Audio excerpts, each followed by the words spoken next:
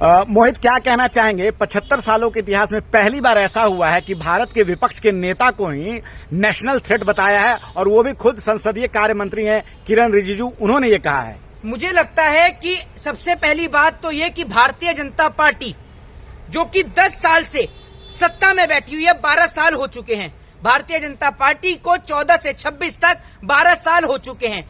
अगर राहुल गांधी को जिस तरीके से उन्होंने कहा है कि वो देश के लिए खतरा है, तो आप मुझे ये बताइए कि आप 12 साल से सत्ता में बैठ के क्या कर रहे हैं? आपने राहुल गांधी के खिलाफ कौन सी एफआईआर दर्ज करी, उनके खिलाफ कौन सा मुकदमा दर्ज करा? आप इन सवालों का जवाब दीजिए। और अगर किरण रिजिजू की बातों में किसी भी प्रकार का कोई भी तथ्य और तर्क नहीं है, तो देश को भ्रमित करने के लिए और एक मान सम्मानित प्रतिष्ठित एक एमपी के ऊपर आरोप प्रत्यारोपण करने के उसमें इनके ऊपर मुकदमा दर्ज किया जाना चाहिए, और किरण रिजिजू के ऊपर कम से कम डिफॉर्मेशन तो होना ही होना चाहिए। अगर इनकी बात में तर्क नहीं है, तो आप किसी भी व्यक्ति की छवि को क्यों धूमिल कर सकते हैं? या तो किरण रिजिजू साहब कहें कि उनका मानसिक संतुलन ठीक नहीं है, क्योंकि अगर एक व्यक्ति का मानसिक संतुलन ठीक नहीं है तो समझ में आता है कि पागल है, कोई नहीं, जो बोल रहा है बोलने दो। लेकिन अगर आप ठीक ठाक हैं और आप स्वस्थ हैं, आप एक विपक्ष के नेता के ऊपर आरोप कैसे लगा सकते हैं? और वो भी विपक्ष के नेता वो जिनके पिताजी ने इस देश के खातिर बलिदान दे दिया, जिनकी दादी ने इस देश के खातिर बलिदान दे दिया। राहुल गांधी और उनकी पार्टी से किसी का नाम नहीं आया एप्स्टीन फाइल में, नाम आया है भाजपा के नेताओं का, और चर्चा हुई है किसी की, डांसिंग वाले बाबा की, कि कुछ नाचने की भी बात चल रही है। और आप जो इस तरीके की बातें राहुल गांधी के लिए बोल रहे हैं, असल में क्या है, जिस भाजपा ने लाखों करोड़ों रुपया खर्च करके विपक्ष के नेता राहुल गांधी की छवि को धूमिल करने का, खराब करने का काम किया था, उनके अरमानों पे अब पानी फिर गया। देश की जनता समझ गई कि राहुल गांधी, जिसको उन्होंने पप्पू साबित किया, वो तो पप्पू नहीं, भक्तों का पापा निकला। क्योंकि उन्होंने चाय लेकर चाय नहीं बेची, हाथ में केतली लेकर चाय नहीं बेची, उन्होंने इस देश के खातिर देश का संविधान पढ़ा है। उनके पिताजी इस देश के अंदर आज कुछ अनपढ़, जाहिल और गवार लोग जो ये कह रहे हैं कि राहुल गांधी को देश की तरक्की से आपत्ति हो रही है, और ये बात पता है किसने कही है? वो नहीं आपका, नहीं अंजना जी, नहीं, एक मिनट सुन लीजिए। आपका अपना संबित पात्रा, जो पता नहीं कहां गायब था, अपने आप को डॉक्टर बताता है, लेकिन आज तक कभी किसी ने इसको इलाज करते हुए नहीं देखा। पैंडेमिक के दौरान, कोविड के दौरान, जब लोग परेशान थे, इलाज से परेशान थे, उस वक्त पर भी इसको किसी ने इलाज करते हुए नहीं देखा। पता नहीं डॉक्टर है भी या नहीं। आए दिन ऊट पटांग बयान देता रहता है, पिछले कुछ समय से मीडिया से गायब था, आज राहुल गांधी को आकर कह रहा है कि उनको किसी चीज की समझ नहीं है। जिस वक्त पर शायद आपके जो चाहने वाले मोदी जी है ना, वो 56 इंची वाले मोदी जी, पता नहीं कौन से टेलर ने सीना नापा, बहरहाल वो जो मोदी जी हैं आपके 56 इंची वाले, जिस वक्त पर शायद वो तड़ीपार रहे होंगे ना अमित शाह जी, उस वक्त पर उनके पिताजी इस देश के अंदर कंप्यूटर लेकर आ गए थे। कंप्यूटर लेकर आने वाले राजीव गांधी जी हैं। संबित पात्रा जी, थोड़ा सा ये व्हाट्सएप यूनिवर्सिटी के ज्ञान से ऊपर आकर भी देख लो। और कंप्यूटर जो है ना, वो ऐसा नहीं था कि कंप्यूटर जो है बना बाहर था और लोगो इंडिया का लगा दिया हो, जैसे आपने किया एआई के सम्मेलन में, पूरे विश्व पटल पर भारत देश की छवि को धूमिल करवा दिया। आपके नेता इतना भी फैक्ट चेक करना नहीं जानते। वो अश्वनी वैष्णव, जिनसे ट्रेनें नहीं संभल रही, बिना फैक्ट चेक करे उसको उन्होंने सोशल मीडिया पे डाल दिया। अरे आप एक नेता हो, एक जिम्मेदार, एक सम्मानित पद पर बैठे हो, लेकिन आपको ना तो अपनी जिम्मेदारी की समझ और ना आप में दिमाग और बुद्धि। एक नेता को ये चेक करना चाहिए कि वो जिस चीज को अपलोड कर रहा है सोशल मीडिया पर, वह पूर्णतः सही है या नहीं। अब जिस तरीके से चाइना ने कहा कि ये तो हमारा कुत्ता है, और गलगोटिया वाली मैडम चिल्ला रही है तो हमने बनाया है 350 करोड़ का बजट बता रहे हैं, कुछ समथिंग 300-350 करोड़ का बजट बता रहे हैं। भाई 300-350 करोड़ के बजट में वो 2.5 लाख रुपए का चाइना का कुत्ता ही आ पाया? आप कुछ बना नहीं पाए।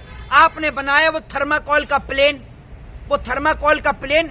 मैं तो रात को सोया था, सुबह समझ में आया जब गलगोटिया का वो देखा सम्मेलन, एआई एग्जीबिशन, तब समझ में आया कि महंगाई इतनी बढ़ गई कि थर्माकोल 350 करोड़ का हो गया है।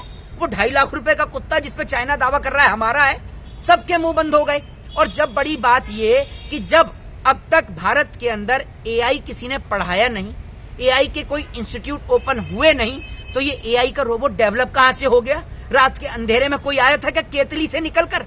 है ये जो उठाकर लाए ना गुजरात से स्टेशन से चाय की केतली, जिसे घिस रहे थे, और घिसने के बाद सोचा इसमें से कोई अलादीन का जिन निकलेगा, उसमें से निकला नरेंद्र मोदी, डांसिंग बाबा। और डांसिंग बाबा ने वो देश का भट्टा बिठाया कि आग लगे बस्ती में, डांसिंग बाबा अपनी मस्ती में। और जनता जरूर बताए डांसिंग बाबा मैं किसे कह रहा हूं। दूसरी बात ये, विश्व पटल पर जिस प्रकार से आज भारत देश की छवि धूमिल हुई है, सबसे पहले गलाघोट यूनिवर्सिटी की मान्यता तत्कालीन रद्द की जानी चाहिए। ये एकमात्र ऐसी यूनिवर्सिटी है जिसकी आप फीस देखो, लाखों रुपए ये यहां पर बच्चों से लिए जाते हैं। और बड़ी बात ये, आप इस यूनिवर्सिटी में देखेंगे कोई भी गरीब परिवार का बच्चा नहीं पढ़ सकता, इतनी हाई फाई ये यूनिवर्सिटी है, क्योंकि बड़े बड़े बिजनेसमैनों के बच्चे, पॉलिटिशियनों के बच्चे इसके अंदर पढ़ते हैं। और बड़ी बात ये, इलेक्शन के टाइम पर इन्हीं की मीडिया जो है वो काम करती है सरकार के लिए, तभी तो गलगोटिया कार्रवाई के नाम पे सिर्फ स्टॉल खाली करवाया गया। जी, कार्रवाई के नाम पे सिर्फ और सिर्फ स्टॉल खाली करवाया गया, क्या कहेंगे आप? मैं आपको एक बात बताता रहा हूँ, कार्रवाई के नाम पर स्टॉल सिर्फ इसलिए खाली करवाया गया, अभी अगर इनकी जगह पर कोई और एक ऐसी यूनिवर्सिटी होती या फिर कोई एक ऐसा व्यक्ति होता जो सरकार के खिलाफ बोलने वाला होता, तो अब तक उसके ऊपर देशद्रोह का ये लोग मुकदमा दर्ज कर चुके होते। अभी क्या हुआ कि यूथ कांग्रेस के कार्यकर्ता, आपने देखा कि वहां पर पहुंचे, जो एआई जो एग्जीबिशन लगा हुआ था उसमें पहुंचे। जब वहां पर वो लोग पहुंचे तो पहुंचने के बाद उन्होंने टी शर्ट उतार कर अपना विरोध प्रदर्शन जाहिर किया, जिसके बाद कुछ लोग ये कह रहे हैं कि इनके ऊपर देशद्रोह का मुकदमा दर्ज होना चाहिए। अरे तुम कितने अनपढ़, जाहिल और गवार लोग हो। जो लोग विश्व पटल पर देश की छवि को धूमिल करा रहे हैं, उनके ऊपर देशद्रोह का मुकदमा दर्ज नहीं हो रहा। और जो लोग वहां पर आकर, भाई हम भारत में रहते हैं और अगर भारत देश की छवि खराब होगी तो हमारी भावनाएं तो आहत होंगी ना, हमारी भावनाएं आहत होंगी तो हम विरोध प्रदर्शन करेंगे। और विरोध करना, प्रदर्शन करना ये हमारा एक संवैधानिक अधिकार है। भाई हमने वहां पर अगर किसी भी व्यक्ति को चोट पहुंचाई हो तो आप मुझे बताइए। लेकिन वो वैश्विक सम्मेलन है, ऐसी जगह नहीं है जहां पे कि राजनीतिक स्टंट के लिए उसको प्रयोग किया जाए। कैसी बात कर रहे हैं आप? नहीं, आप मुझे एक बात बताइए, आप कह रहे हैं कि वैश्विक सम्मेलन है, अगर वैश्विक सम्मेलन में भारत देश की छवि धूमिल होगी तो as a Indian, as a भारतीय नागरिक मैं उस चीज का विरोध करूंगा, क्योंकि हम इस मिट्टी के लिए, जिस देश के तिरंगे के लिए सरहद पे खड़ा जवान अपने प्राणों की आहुति दे देता है, इस देश की इज्जत, मान, सम्मान और इस देश के तिरंगे के लिए आप सरेआम इस देश की इज्जत को धूमिल करवा रहे हैं, वो 2.5 लाख रुपए का कुत्ता लाकर। अरे हमें भी पता है भारत देश में चर्चा जहां मंदिर और मस्जिदों पे हो रही है, वहां ये तो शुक्र है कि राजीव गांधी का, और ये मैं आपको बता दूं कि इस देश के अंदर ये जो संबित पात्रा है ना, जो आपने डॉक्टरी करी होगी, जरा उठाकर देखिएगा। और अगर आपके पिताजी जिंदा हो, जीवित हो, तो अपने पिताजी से ये पूछ कर देखिएगा कि आपके पिताजी ने जिस स्कूल में आपका दाखिला करवाया, वो स्कूल किसने बनाया था?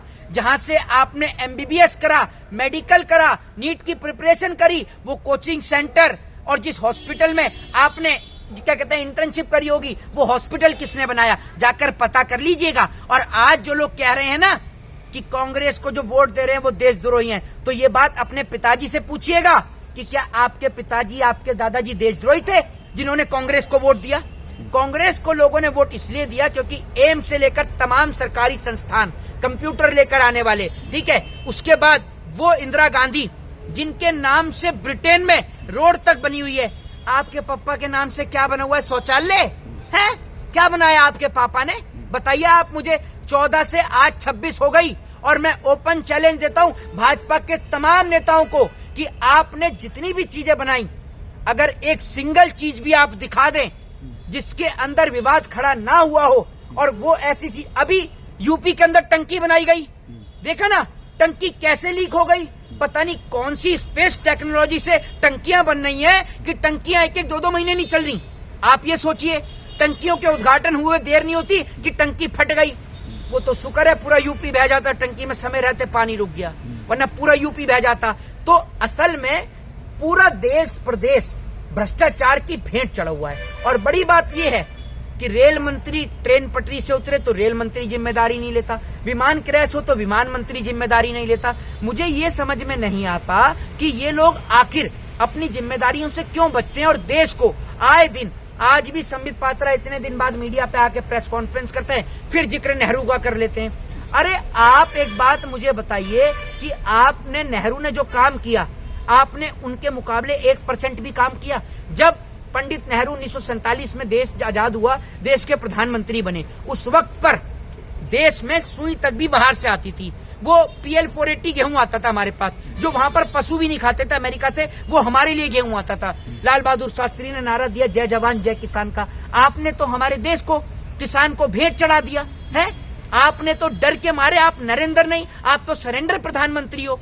पूरे देश को आपने बर्बाद कर दिया हिंदू मुसलमान की आड़ में। एक और तो आप हिंदू मुसलमान आपके कार्यकर्ता करते हैं, मोदी कहते हैं मैं पठान का बच्चा हूं। मित्रों, मैं पठान का बच्चा हूं, और रमजान की बधाइयां दे रहे हैं। कोई और बधाई दे दे तो उसको कह देते हैं मुसलमान है। अभी मैंने देश के तमाम भाइयों को रमजान की बधाई दे दी, तो नीचे लिख रहे हैं तो मुसलमान है। तो मोदी जी भी मुसलमान है?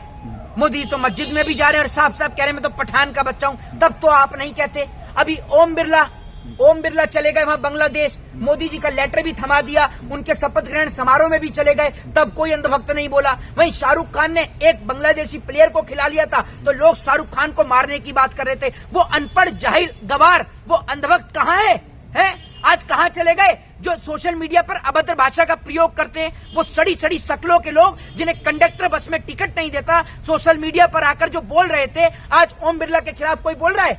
बताइए आप मुझे। वो एक जिसकी शक्ल इतनी बुरी है कि रात सुबह उठ के अगर देख लो, रात में देख लो तो आदमी डर जाए, वो राहुल गांधी को मारने की धमकी दे रहा है किरण रिजिजू के बयान के बाद।